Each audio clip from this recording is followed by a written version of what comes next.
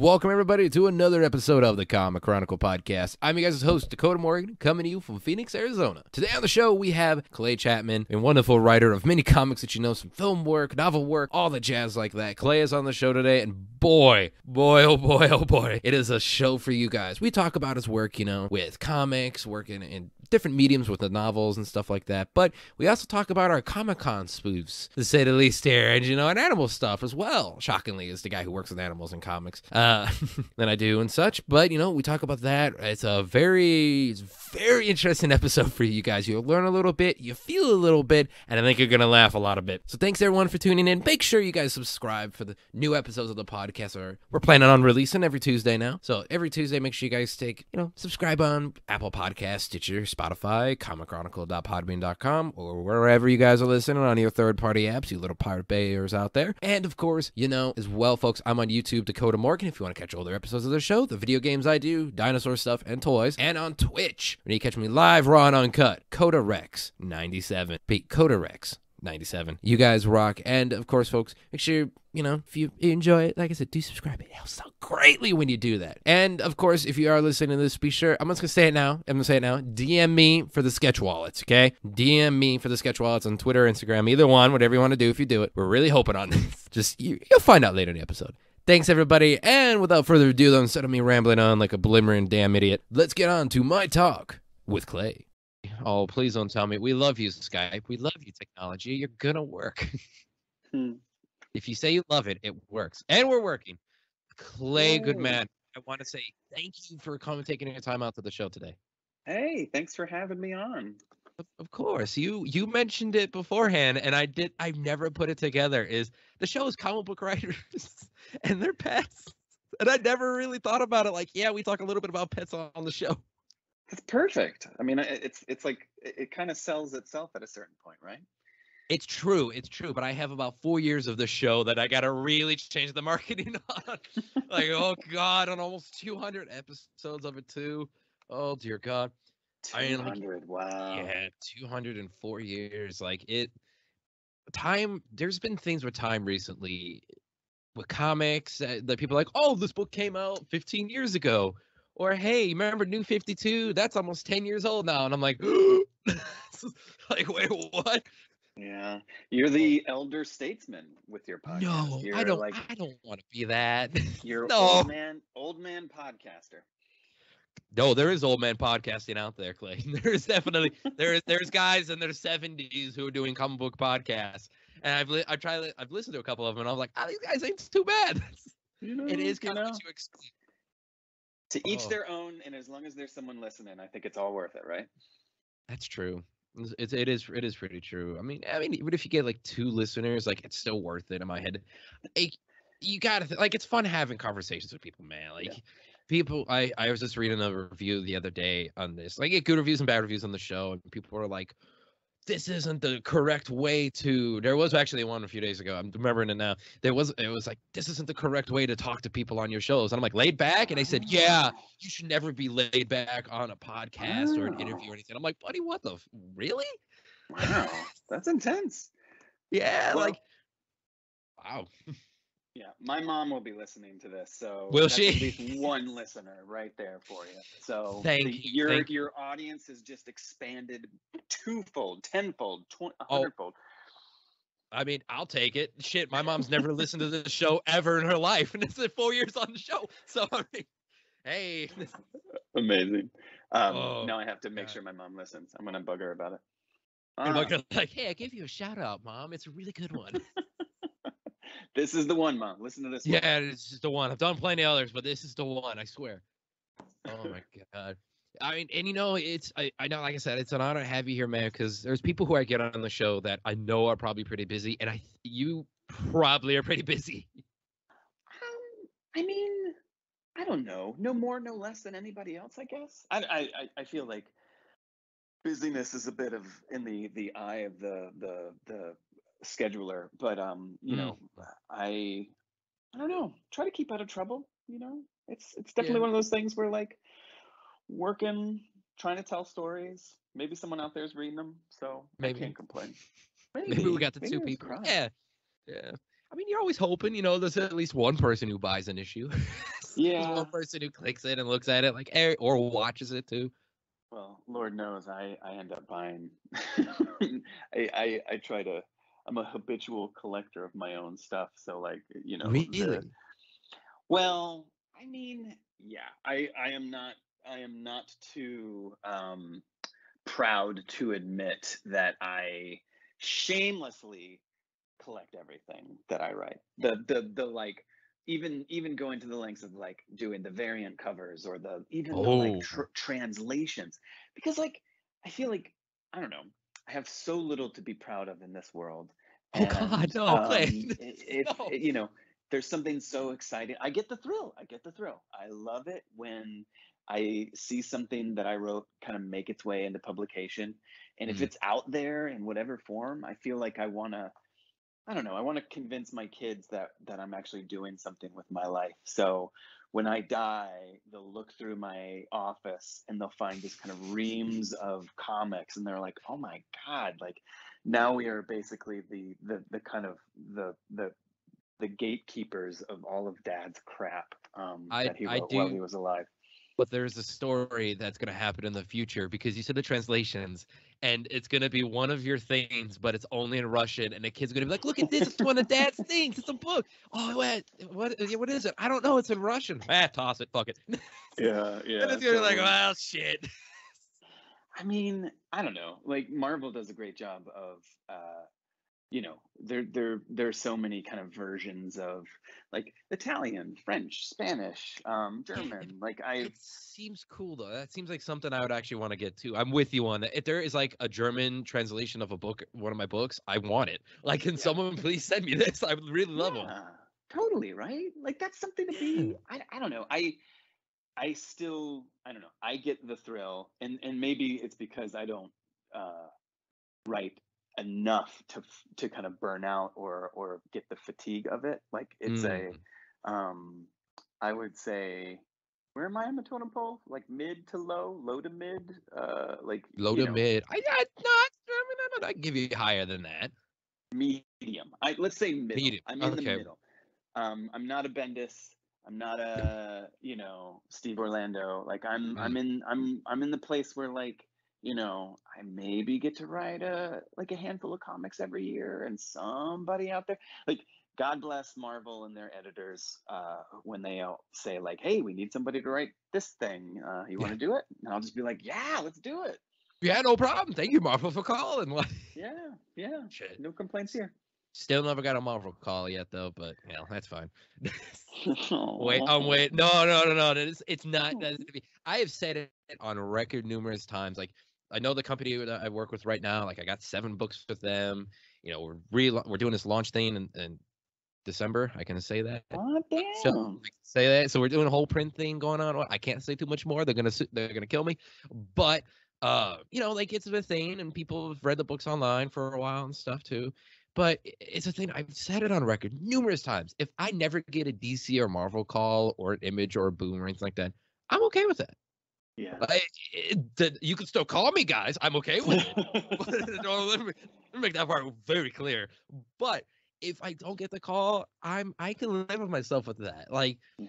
I don't know, man. Like, even if it's my own books and people are like, oh, it's selfish. Like, I honestly I have seen baby animals get born from my exotic animal jobs.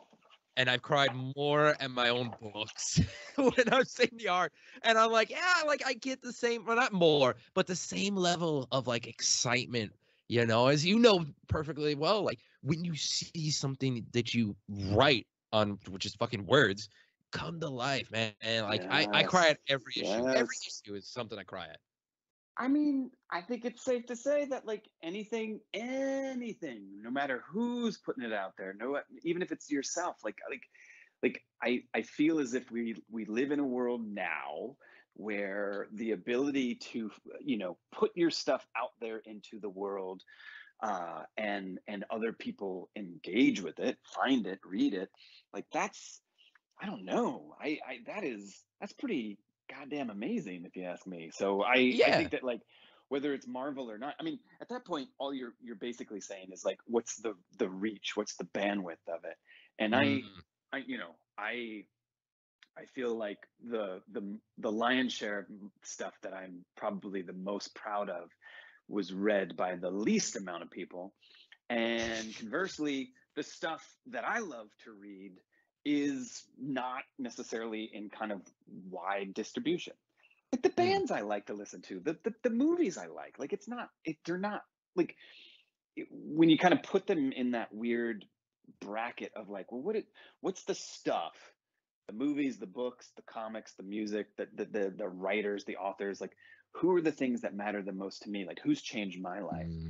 I could like list off those people, and others would be like, who's that? Like, I've never heard of that. And it's not like I'm not saying this to be proud, but like, I think that like there's a weird adjustment mentally that needs to be made in terms of like, what constitutes success in this day and age. And for me, for my money, I feel like getting something on the shelf, whether that's digital or physical or otherwise, like if it gets out there, it's out there. And whether it reaches 10 people or 100 people or 100,000 people, like it doesn't, like at the end of the day, if it just reaches one person, like that's You've added to the world. That's what it yeah. is. You've added something to this world. And yes, you could say, because there will be the people playing devil's advocate, like, well, everybody adds something, but they'll be like, yeah, but you still add something though. You know what I mean? People say, you and I both fucking know as writers, there's so many people like, I'm gonna write this, I'm gonna write this, oh, I have this idea and I'm gonna do something with it, but they never do. They never do. Like the initiative, it's more talk than fucking walking at this point, like Christopher Walken's doing more walking than these people are, and he's like 90 something years old. God, do people walk anymore? I feel like I'm in this weird no, don't say that, Clay, because then Wally happens and then we're fucked. So don't do that. No, we're on that. I know for a fact we're on that way, but don't start anymore. No. When you work in the environment, let me tell you see some shit. No. No, man, like it's back on the treadmill, everybody. Yeah, please. As much as it hurts, just don't have pizza rolls and then go do exercise. I've learned that one a long time ago. But just adding something to when it comes to the arts, especially, I think adding to the world is something that, because you don't know, like if it reaches that one person, just one, you don't know what the hell that's gonna do. Like it's a whole thing. Like there's people I follow and I on social media and shit like that, and people are like, oh, you like this person's work? I'm like, I do a little bit and whatnot. They're like, you ever listen or watch? No, and I'm not gonna name names because just for their sake. They know who they are, and it's like, well, no, and I follow them to keep track of them. Why?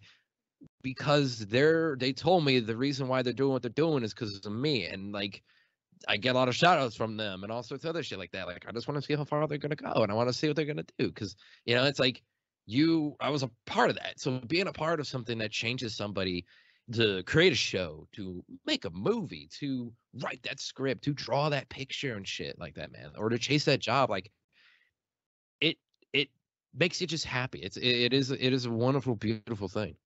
Yeah, it is. You couldn't even pay us that much to do it. I've done mine for very cheap recently for a while, and like it's the thing, like people are like, oh, you guys must charge up the yin yang because they hear Jim Lee's got like a Lamborghini or something, and it's like, I mean, money's nice, yeah, but we would do it for damn free if we could. Yeah, no, I think ultimately my personal testament to success, what I constitute as success for myself, not for anybody else, but just for me, is if I can tell the stories I want to tell and do like support my family doing that, and that I'm not a bestseller, I'm not a headliner, but like it's interesting when you kind of whittle down the things that you're not to the thing that you are. That's, I don't know, like I get to do this, and that is exciting. And that's I feel like that's enough. I want to believe that's enough. I mean, it's making pretend, like it's like Kevin Smith always says, he's like, you're making pretend for a living, you gotta enjoy it. Don't be the negative Nancy in the bunch, don't do all this stupid shit. Like when you're making pretend, what's not to enjoy about it? And it's the same, whether you're doing it for a career. I think people listening should take this into consideration. Whether you're doing it for a career or not, you're doing it still. You're playing pretend. And as an adult, it's easy to do. You just do it in different ways. You're not going around playing with your toys, at least not in public or with anybody can watch. Yeah.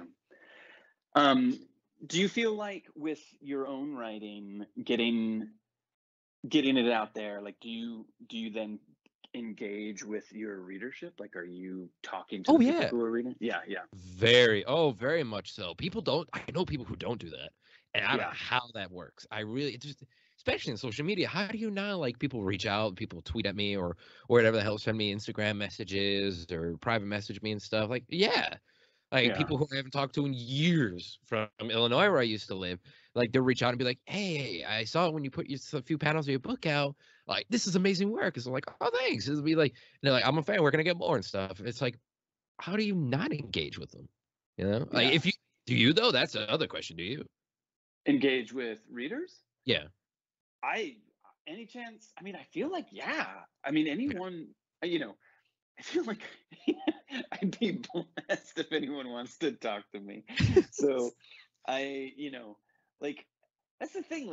Like I don't know, like, all this stuff feels like still feels like a kind of shiny new car where I'm just like, I can't believe I'm in this car. So anytime someone wants to talk via social media, unless it gets like creepy, which it never really does, but like, like, there's just this feeling of like if people want to talk or ask questions, it's like that's exciting.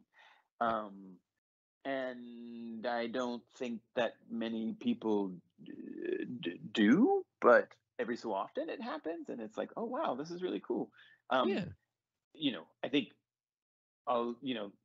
the only reason why I'm being a little mealy mouth now is that, like, sometimes there'll be a question that gets asked that kind of taps into the larger Marvel mythos universe, expanded universe, and it'll be a question I just either can't answer or don't have permission to answer, and therefore I feel like what's up? Did I lose you? Hello? Hey. Oh, Can you hear me? Yeah. Hello? Me? I heard me. Can you hear me? Hello? Are we okay? I think we're okay. Okay. I'm okay if you're okay. Yeah, I'm good. We shouldn't have said anything. The podcast. Oh, very much. I'll do that. That is amazing. See, we shouldn't have said anything. Skype knew, Clay. We knew, like, you're like, I fear it's gonna happen, and then now it's gonna happen. That's the problem. It's bound to happen. It's bound to happen, and it will probably happen 5 more times before this conversation is over. Oh, it will leave it in the episode. Yeah. I don't know what you caught. Did you catch what I was mouthing off about, or is it over? Is it done? A little bit about it. Yeah. I can't even remember what I was talking about. Well, I know you were saying, like, reaching out with people like you do, but you can't really say anything about it because, like, you're not allowed to, because it's the greater Marvel mythos. And I was gonna tell you, I was like, the NDA gods, like, you can't really, that that was Marvel just then and there. Marvel and Disney were like, oh, he's gonna mention something. We gotta interfere in the Skype call. We're listening. That's 5 more people listening to the podcast. We're off and running. Off topic a little bit. I love the memes that people make. I don't know if you ever catch any of them. Are the ones that people make of, like, the FBI agent listening to you, and he just, like, gets all frustrated, and it's a dude with the headset, like, ripping it off. Those memes are always fantastic. They're listening. I always feel like somebody's watching me. You know what? I got told by somebody the other day. It was I was a joke at the sanctuary I work at too, and it was somebody. We were making the joke about something because we were in the alligator pen, and it was like a big 11-foot alligator, American alligator, over by me, and we're all looking over, and I made the joke, and this kid who was walking around was like, "What's that from?" I'm like, "Geico," and they're like, "Geico? What do you mean? Did Geico do a commercial with it?" And I was like, "Oh, I've hit that point. No." Wow. Oh, I'm like, yeah, look it up. I felt like saying it, and I think I actually did. I did. I said it in an old man voice. Kid, look it up when you get it home on your YouTube, and look up Geico paper money with eyes. It'll be a thing. You'll enjoy it, kiddo. So wait, I feel like you may need to rewind a bit and talk to me Yes. about this sanctuary that you work at that has alligators.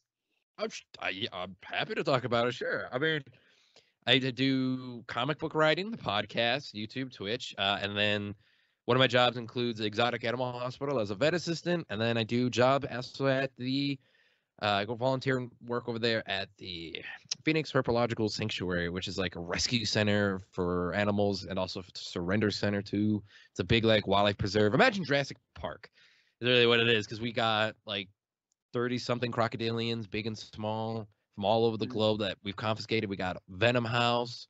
We got non-venomous animals. We got small. We got large. I got like a 14-foot long Burmese python I care for. You know, we got Gila monsters. We got like 300 tortoises there. We got like beardies, monitors, iguanas, like things just taken from people who didn't need it, such as like a king cobra, or you know, like people who couldn't have them, so they surrendered them. And we got crocodilians because people aren't allowed to have those, and yet they still have them. Yeah. Yeah. That is kind of insane. You're living a very complex and interesting life here, my friend. It's true. A Twitter bio cannot take everything that I do in a life. It's I gotta say, like, I feel kind of boring right about now. What do you mean? No, don't. No. It's total, dude. It's no. Let me tell you, it's a fun life. It's fantastic. Have I almost lost a leg before? Yes. Does it matter? No. You But got stories to tell, though, man. oh You my got. god, yeah. I mean, when you go one-on-one with apex predators, let me tell you, it adds a new perspective on life where you're like, man, there you got priorities set straight. It Jeez. really does. You're like, yeah, I know what matters in life. And people are like, oh, Kim Kardashian. I'm like, I don't give a damn. I'm working on surviving. That Or it's is like, crazy. hey, it's fun though. It's modern day dinosaurs, man. It's pretty good. Oh my God. I just, this is a different world. Why write? Why don't you just play with crocodiles? I mean, why not both? Both. That's true. Yeah, That's true. it's true. Let Fair me and tell you balanced. though, it's a thing where I've talked about it plenty of times on the podcast. I mean, I won't dive into it again, but you know, I think comic book writers, we tend to live interesting lives even if we don't think so. Because to me, Mhm. this is normal, and I'm like, yeah. But then you know, people like so be like, holy shit.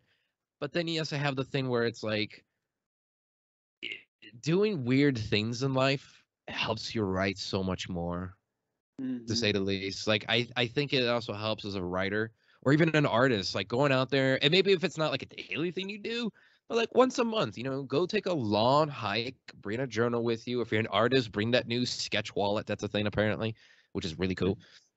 You know, do something like that. I think it helps out in the greater motif. Yeah. Um, I don't have a sketch notebook. Sketch wallet. Sketch wallet? Sketchbook. Sketch wallet. Sketch wallet. What is it? What is a sketch wallet? You don't know? Oh, have you never seen these before? No. They Is it are a it fascinating. is it just a pocket notebook that you put in your pocket and open it up? Like, is it just like a small notebook? In a way, yes. In a way, no. It's really so if like you got your standard wallet, right? It looks just like, Hmm. you know, rectangular thing when I fold it up and jazz. If you're from 2002, it's duct tape. But, you know, it's a wallet when it looks like a wallet. You open it on the outside, it looks like a real wallet. Then you open it up, but it's well, slightly bigger, at like quarter of an inch bigger. Nothing too Hmm. much in the width there. And then you open it up, and it looks like a regular wallet on one side, but then you put your debit cards, credit cards, all this stuff, driver's license and shit. And then on the other side, depending on which company you buy it from, is a sketch notebook. And let me tell you, I know a guy who I used to work with at one of the zoos I used to work at, Phoenix Zoo, and he went to go work at Disney as an animator, and he always had a sketch wallet with him. Like, he's one who turned me on to it. I don't draw. I am a shitty drawer. There's a reason why I write. Yeah, and so I was like, you know what? But that still seems kind of fun to have a little wallet sketchbook. Man, Google it right now. You'd be fascinated by it. I might have to pick up one of these. As someone who doesn't draw either, like maybe I just need a sketch wallet. Yeah, or you could just write down notes in it. You know, I usually have a notebook with me wherever I go, but like it's a sketch wallet. You know, it's a 2-in-1. Hey. There you go. I did Google it. It's right there in front of me. what do you think? Away. Stocking stuffer. Well, yes. For yourself. Get me too. Yeah, man. Like they're for any artist listening to this, you gotta get it. It's fantastic. Tired of biased mainstream media? Just want the news without agenda? Well, stop on by America First Podcast. We report every Sunday on the events that took place during the week. No bias, no agenda, just the news as it was meant to be. You can find us on Spotify, Anchor, Pocket Casts, Google Podcasts, Podcast Addict, Antenna Pod, and Overcast. Tune in and stay up to date.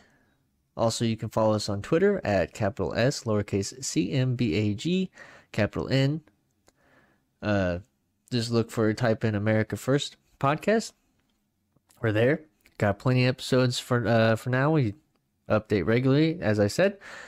So stay up to date to know what's going on. And as always, stay informed, stay involved, and keep America first.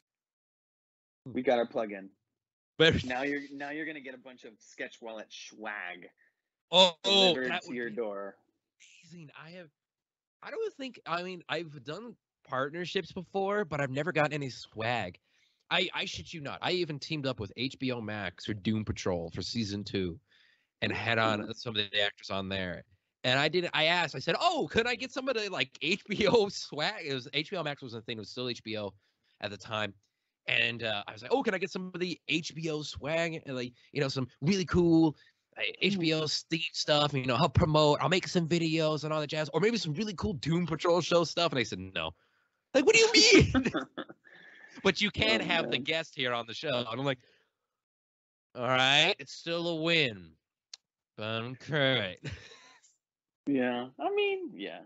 I'm banking on it. Brought to you, if we say sketch wallet enough and it gets into the algorithm, you will find in your mailbox a week from now one sketch note. Someone listening. This is the test. This is I'm drawing a line in the sand. The only way we know that someone out there is actually listening to this podcast in this moment right now on the air is if you mail Dakota a sketch wallet. You have to go out of your way and put one in the mail. Order it now to him so that we know that you are listening to this. I don't care who you are, but you know who you are. I partially do. I partially care because I don't want some of the perverted fans to show up at my house. Because they gotta have my address, Clay. This is the problem. Yeah. Someone out there knows. Someone out there knows. Someone. I mean, my messages are always open on my Twitter and Instagram, folks. Just DM him a gift certificate to sketchwallet.com. Oh, it's got to be a thing. and then, oh, how about this? I will send it to Clay. Clay will sign the first page of the sketch wallet, and then he gets a sketch wallet. If you send 3, I get 1, he gets 1, and then you guys will get Clay's autograph of first sketch wallet. I just drafted you into this shit. I'm so sorry. Wow. Let's do it. Twist my arm. Yeah, like fuck it. No one's gonna do this. But hey, if you do it, you get a Clay autograph. I won't autograph it and destroy that sketch wallet. But hey, I will draw any picture you want in this sketch wallet. This is on you, people. You, That's all the on you. listener. This is our fate is in your hand. This happens. I swear to God. I've had weirder shit happen on this show because of fans. I'm not gonna kid you. What are the weirdest things you've gotten? Have you gotten like fruit baskets or like Oh. like what edible arrangements? No. It was some rando fan years ago. I don't remember how they contacted me. They contacted me with something. There was technically two, and they were the weird perverted fans. I'll go on. Fuck it. I got invited. I never went, but I got invited to an orgy. Wow. Because of your podcast? Yes. And I'm like, what the fuck? And they're like, yeah, we'll fly you out. And I'm like, part of me's tempted to try this, but then part of me's like, that's how I die. Now I'm getting a little weary of being on your podcast. Like, what have I done? Like, have I gotten into something? Am I in over my head already? Like, is this the orgy podcast? What? No, God, no. Oh, far from it. Far from it, my man. And then there was somebody who did. They were a big fan. I was like, oh, and I talked to them. They were really chill. And then they messaged me on like Twitter or something like that. Then they found out where I worked. And then they came to me and they tried to find me at my job. This is a couple years ago too. And I was like, no. And so there was a few episodes a couple years ago where I was like, please don't message me trying to meet up with me or anything like that. Please no. Please listen, if you're weird, just listen to the show or anything like that. This is years ago. But yeah, you did ask, Clay. Mm-hmm. I know. I should have asked up front. Like, will this be played at will this podcast be broadcast at someone's orgy? That's usually where I draw the line. That's where you draw. Orgies. That's fair. No comic book orgies, please. My God, is that a thing? I don't know if that's a thing. I mean, Comic-Con I don't want for the late night crowd, right? Come on.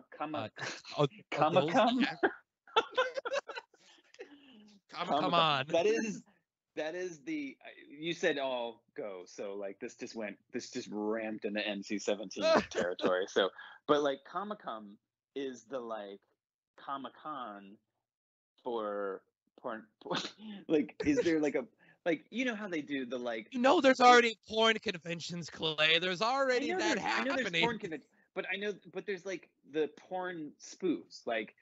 It's Scooby-Doo, but it's the porn version of Scooby-Doo. It's not Why Edward did you go straight to Scissorhands. Scooby-Doo? Why? That involves a dog, Clay. Why? Why would you do that? Isn't there? There is. I'm betting money. There is of everything at this point. Like there really is. I mean, I know there's Edward Penis Hands instead of Edward Scissorhands. You know what? That's actually good creativity. Yeah. I'm losing my thread. The thread is there is a spoof version. There has someone, if it does not exist yet, someone should do a porn spoof of Comic-Con. And I have a title for you people. Comic-Con. I hope my mom's not listening to this anymore. I'm not telling my mom to listen to this anymore. It's done. Tune out at 25 minutes, Ma. Don't do it. You lost a listener. I'm sorry, dude. Totally fine. Totally. We're segregating the crowd, apparently.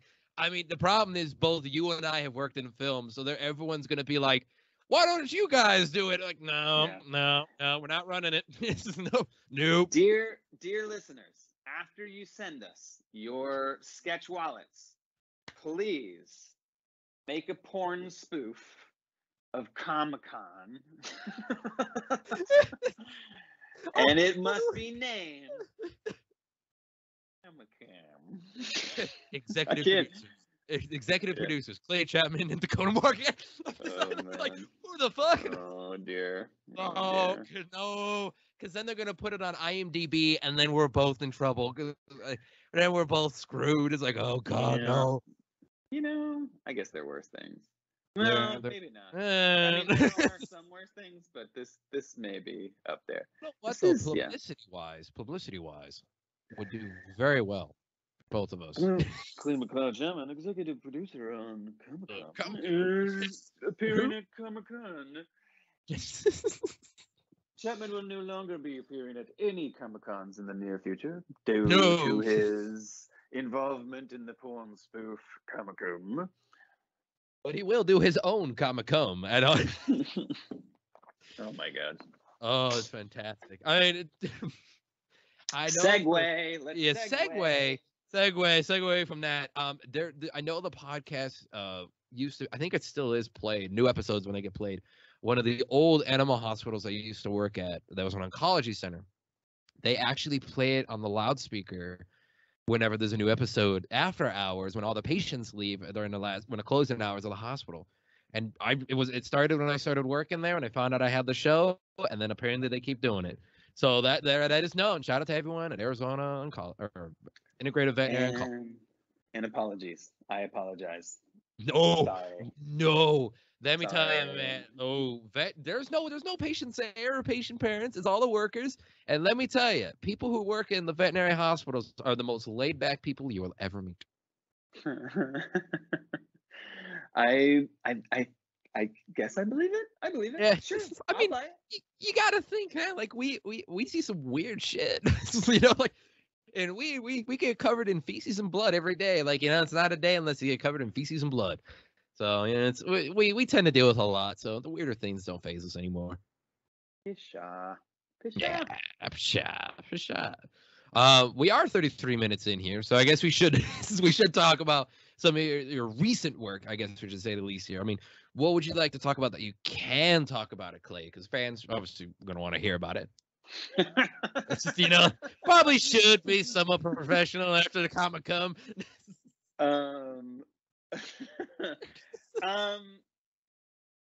Like, what do we want to talk about? So I write comics every so often, and this year I wrote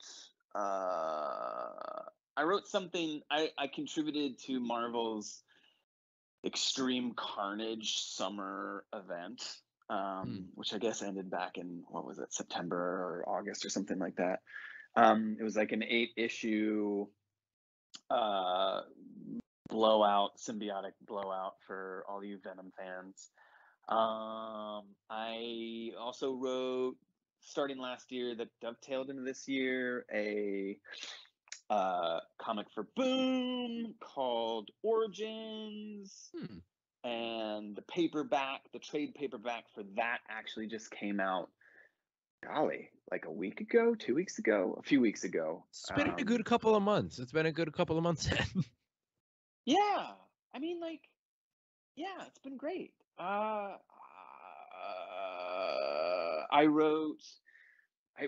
did this weird one. There's a company called Z2. I've never talked about this, so I don't even know. I mean, I think it's out. I haven't even seen it yet. Oh, you might want to speak carefully then on that one, my friend. I don't know. Okay. I don't want to get you in trouble. No, I mean, I know it's being published. I just don't know. They said like fall 2021, but there's a company called Z2, and they do kind of like music comic tie-in, like crossover things, where they get bands and musicians to, like, you know, they want to tell a story, and they get writers and artists to tell them. And I contributed a spooky story to a Creepshow-esque anthology for a band called Alter Bridge. And it's like Creepshow for like alternative metal dudes. So it kind of fits your motif in a way. I mean, if you got a soul patch, then this is the comic for you, folks. You got me interested. I wrote 20 pages for it. Oh, wow. So I don't know. I can't speak to the other however many, 80, 100 or so pages, but I told a little spooky story in there. Which is fun. But yeah, that's Very I think nice. that's my summer. Not a lot. Good news. I mean, like, yeah, comics. Which, by the way, too, we should tell people, like, one, that is awesome, and you get in to contribute to the Venom verse is pretty cool, to say the least, because I mean, I personally love Venom a lot, even before the Yeah. movies came out. I'm not one of them jump on fanboys are like, hey, Venom's cool now. Venom was cool for me back in 2000s, early 2000s. So, and yeah, but you know, looking at it now, like you do other writing as well too. Yeah. I mean, you do stuff. I mean, you've done film work, to say the least, as well. So, you know, you have that underneath the belt. That's why I wanted you on the show, because like you and I both have done comics, we've done film, done audio. Did audio drama recently. I can talk about, nice. but I can't say for what. That's been really fun. I was about to say something I should not have said. Yes, audio drama for a thing in the future, maybe 2022, possibly. Just keep an eye out. Hey, it's interesting, I think, and I don't get to talk about it too many people on here, is when you go back and forth in the writing niches, because as people who, I mean, there are people I know that don't often, of course, work with animals. There's people who don't work in the art field and shit, so I talk to them about it and whatnot. They're always curious, and I talk to them about it, and they're like, well, is it that hard going from doing a film script writing to comic book writing? Or like switching between a type of scripts, like either film or if you write an audio drama, or if like you're doing a book or something like that too. I've written for a few pages for that stuff before. Like switching in between and whatnot is actually more complicated, at least for me, than people give it credit for. Like it's not as easy. I guess I could say. What do you think about that? Is it easy for you to switch in between? Yes and no. I mean, it's interesting because like, I kind of cut my teeth with like doing weird avant-garde theater stuff. Mm-hmm. And for better or for worse, that was kind of where I started kind of, if not dealing specifically with the notion of character, it was definitely with the kind of idea of voice. And I tend to blur a lot. So like I think comic writing and screenwriting, there is a certain kind of Venn diagram to it. My I feel like if I had a foundational kind of medium, I would personally pick fiction writing, because that's just kind of where my heart goes. Mm-hmm. I love writing short stories and novels, books.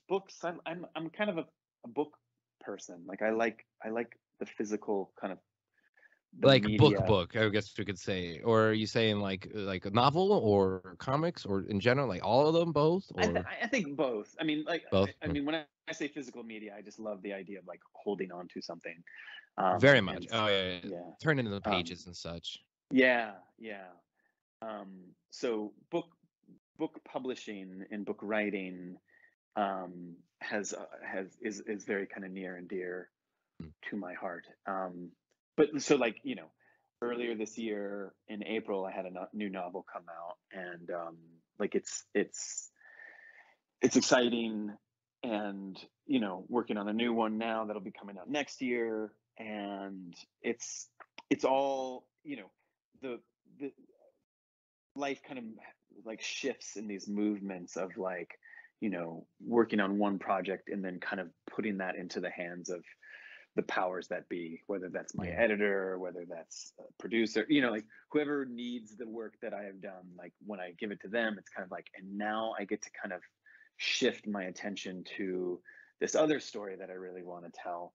And the kind of transition from one medium to the next, whether it's comic book writing or screenwriting or novel writing, like it kind of rejiggers. There's like a jolt of adrenaline, because it's kind of like I've maybe starved myself of that other medium for a bit, and then kind of if I'm working on my novel for a little bit, but then I get to write a comic book, it's like, oh my god, I get to write a comic book, that's so exciting.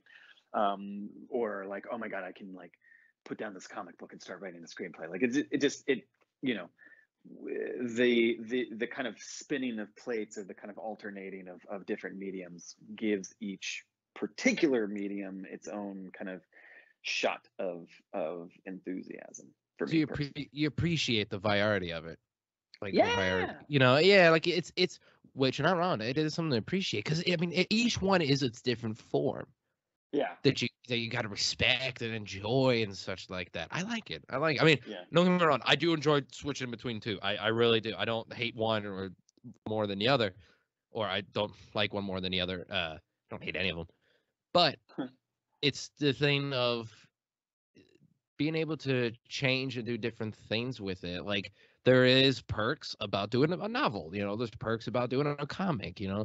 Novel, you get to flush out the story in such a fantastic way, with all the writing and such like that. Comic, you get to still do that, and you have it brought to life thanks to a beautiful art, and that's its own perks. Yeah. It's when you're You writing know, a screen. it's Hmm? oh, I'm Yeah. sorry. No, You go you're for good. it. You're good. You're good. You're good. I mean, I was just gonna say, like, what was I gonna say? Oh my God, please don't let me Oh, sabotage your conversation before and forget what I oh was gonna no. say. No, but the idea of, like, I don't know, like, I let the story kind of like, particular stories need to be told in a very particular way, specific way. Yes. Yeah. So a story that you try to tell in a novel that really wants to be a comic book, like, you kind of learn through the process, like, ooh, this is not working as a novel. It like, it needs a different medium. Like, the medium kind of, the story dictates the medium it needs or wants. And Hmm. maybe over the years I've either learned or tried to learn or be a better learner of, like, listening to the story and its demands, its dictates, and know that at the end of the day, you can't shoehorn a story into a medium it doesn't want to be in, because it doesn't, I don't know, like, some stories work, as podcasts or fictionalized, serials, or they work better as a kind of expansive ground, world building 600-page novel, fantasy series, like, You're right. You're absolutely right. Like I mean, you can tell the ones that were supposed to be that, and they're like, we're making this a comic. Well, put them in better as a novel, or we're making yeah. this a novel. It would have been fantastic as a comic, or it would, like, this would have. Uh, Perfect example too. We could say TV show versus movies. You know, how Yeah. many movies would Well, be better as TV shows? And how many TV shows are better than the movies? yeah. I mean, that I feel like is a product of quantity, and that's supply and demand. Like, we're in a world now where, like, it's all about content, and it's all It's about, like, true. people want stuff and they want it now, and therefore let's maximize content to the extent that, like, stories never die, and they're just going to keep squeezing the blood out of any stone they can pull up, because there's money to be made in those stories. Oh yeah, So there's a gold mine in here. yeah. Yeah, you're not wrong. I mean, there is that. We do have the mass amount of it and wanting to get more and such too. There is that heavily. But I mean, you could tell which ones are that, which are the gold diggers to say the least here. But then you could tell the ones that are, this is a story that I'm perfectly happy that would be a television show instead of a movie, because storyline wise, it's fantastic. It's Mhm. flushed out. You get time to connect with the character. It's like someone's like, oh, I'm gonna make this story. I'm just gonna make it one big book. Okay, well, maybe it'd be better as a series so you can flesh everything out. I think it's kind of like the going with that of, like, the supply and demand. I think some things these days are getting not fleshed out as they should be in order to Mhm. have the content out there. I mean, Yeah. one that did kind of put a middle finger to that, though, that idea is Dune. The new Dune movie was like the half of the first book. Apparently, I still haven't Mhm. seen it yet, but it was the first half of the book, and so it was ended on a cliffhanger. And and they said, "Oh, we don't know if we're gonna make a second one or not, but if we do, it'd be fantastic. We can continue the series." So they're like, "We don't want to cram everything into a movie." Yeah. I saw it and I You did. liked it. Yeah. Oh, okay. All right. You're part of the Yeah. like crowd. I've seen like and dislike crowds. It's like Really. a 50-50 shot. Yeah, from what I've been hearing and seeing. I mean, I don't hold Dune is not a personal sacred cow to me. So I you know, the Denis Villeneuve is The D. I like his stuff, and he's now the go-to guy for like big budget sequels or sci-fi remakes, and Yeah. I feel like if someone wants to give him $1 gazillion to make Dunes, like I'll see those Dunes, and I like those Dunes. It Those looked Dunes good. those are some It good did look looking good. Dunes. Yeah, them dunes blow real nice. In the They wind. were Look at them go. Look at they them were worms. Yeah, it was nice. I Yeah. thought I will say, just because you mentioned it, I think I did like the David Lynch worms better than the Villeneuve worms. Really? Yeah, I do. I do. I Okay. think that is, you know, not that I'm parsing one from the other and saying which one did it better, but I think I kind of liked the physical special effects of the kind of the earlier version versus the digitized, CGI'd. Oh, we Yeah, could talk about that stuff for hours. We can't dive into that whole. Shit. I've had the whole talk about that with Phil Tippett on an old show I used to do, and guy who was a physical animator for Jurassic Park and Terminator and Star Wars and stuff. And so we were talking about that, and yeah, that's a whole other bucket of worms because I'm more on with you on for a lot of movies like the physicality, like animatronics, puppetry and stuff. Yeah. Oh yeah. yeah, yeah. It's I don't know. I mean, like at the end of the day, it's kind of like okay, like whatever. I don't know. Like I feel like there's I don't know. There's pluses and minuses to both. I'm Yeah. not a diehard like it must be physical practical effects. I think I mean I grew up in the 80s. Like I love those kind of like foamy, monstery special effects. Yeah. The suit Um, with it. Yeah. yeah, yeah. Um, but yeah, so there you go. That's my take on Dune. It was good. It was good. Dune was Fair. good. Fair. Okay. All right. I plan on seeing it. I don't know when. I technically have HBO Max. I can watch it whenever I want. So there is that. But I just thought about that. But I do see that's the thing. I think I will recommend seeing it in a theater. Okay. If you are of the kind of I don't know, like I think that like seeing it in a theater, like you want to kind of be deluged with that Dune deluge. Uh, The all right. Villeneuve Dune deluge. The Dune Deluge at the Comic Con. All right. Done.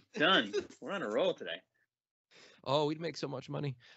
That's the sad part. We would make so much money. Well, we are actually at the near the end of the show here, my good man. I don't want to take too much of your time today.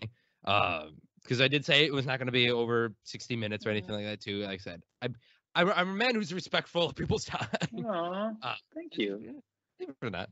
Of course. And, I do want to say that, like, where could people find you at, though? Like, here's the time. Promote yourself, Clay. Like, where can people find social media, website stuff? I'm on the social medias. Like I'm on the Twitter, Clay McLeod, which is ClayMcleod. I'm on Instagram. I'm on Facebook. I'm not on TikTok. I don't know if I'm going to do TikTok yet. But yeah, Facebook, Facebook, Instagram, Yeah. Twitter. You mean Meta? Yeah.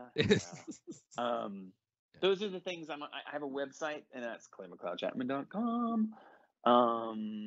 But yeah, I mean, I'm out there. Just Google. I think I'm a pretty Googleable guy. So when you're looking for places to send those sketch wallets, you can find us. Keep it. This as of this recording, this episode's coming out next week, next Tuesday. So throughout the whole week, keep your message. I'll make sure I'll send you I'll tag you on Twitter and stuff like that too for the new episode. I'll make sure to keep your messages open in case they tell you like there's a sketch wallet. Yeah. So here's the thing: 2 things that will happen within a month's time. There will be sketch wallets for us, and there will be a porn parody of Comic-Con. We're gonna have so many people. Oh no. This is the beginning of the change in our lives. As we Yes, where our DMs become privatized. great changes are afoot for us, Oh. my friend. Oh my God! How did Clay and Dakota get rich? Well, they bought the trademarks on a couple names. Oh my God, we're sitting on a gold mine, man. Sitting on All a right. green mine. Oh God, the worms are coming. All righty, Clay. Well, thank you, my good man. I will talk to you later. Okay. Hey, thank you so much. Have a wonderful day. Awesome. You too.